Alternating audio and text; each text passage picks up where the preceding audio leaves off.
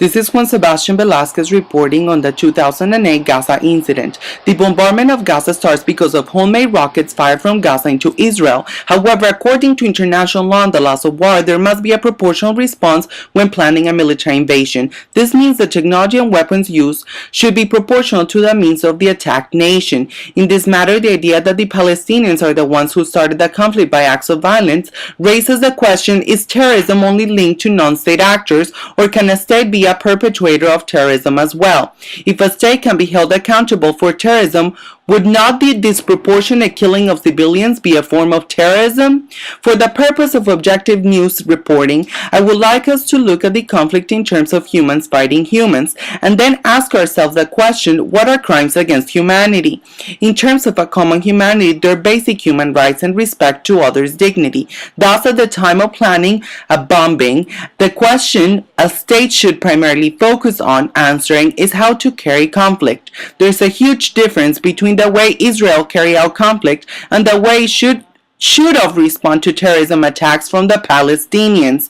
A state should give close attention and careful thought to the places that the bombings will affect. Education centers, daycares, hospitals, and cultural centers, among others, should be kept away from the radar of violent attacks.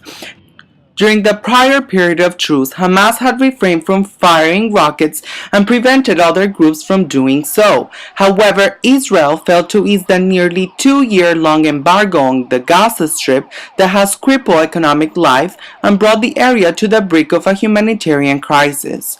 Who was the embargo really affecting? The terrorist Palestinian groups or innocent Palestinians who constantly stumbled to survive? How can keeping food and medicine from the people of Gaza protect the people of Israel? How more deprived from their humanity and dignity can the Palestinian people be after an embargo? The military occupancy of the state of Israel that controls the borders, sea and area space, as well as the population registry, and who regularly carry out sonic booms over the area. What about the extrajudiciary executions of Palestinian activists in Gaza? Important to this issue is the question of who is terrorizing who. Today, the Palestinians in Gaza, most of whom are refugees, do not even have the choice to seek refuge elsewhere. Incarcerated behind ghetto walls and brought to the brink of starvation by the siege, which some critics refer to as a legal form of terrorism. In this way, third parties should concentrate their efforts in reporting abuses and crimes against humanity, as well as bringing primary care to Palestinians who are targets for Israel's indiscriminate bombing policy.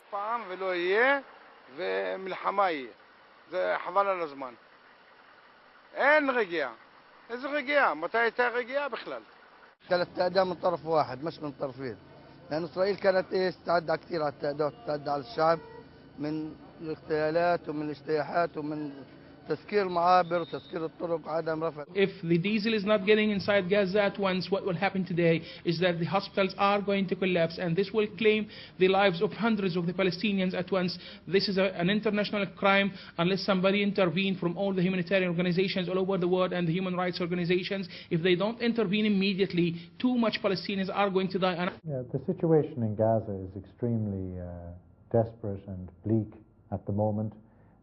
The power cuts now, where 600,000 people in Gaza City are without electricity and will be until the power plant can resume its operation, just adds more to the misery of ordinary, decent people, the civilian population. People have been without electricity for 5 days in that area. Well, Gaza is completely locked up, it's completely closed down. None of our humanitarian goods or workers can get in or out.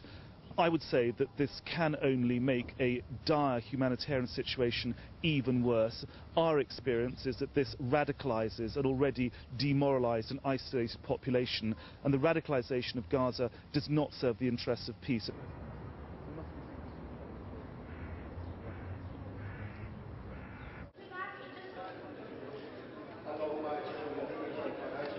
همه اقداماتی که علیه ملت فلسطین و علیه مردم غزه انجام میدن جزء جنایات جنگی محسوب میشه.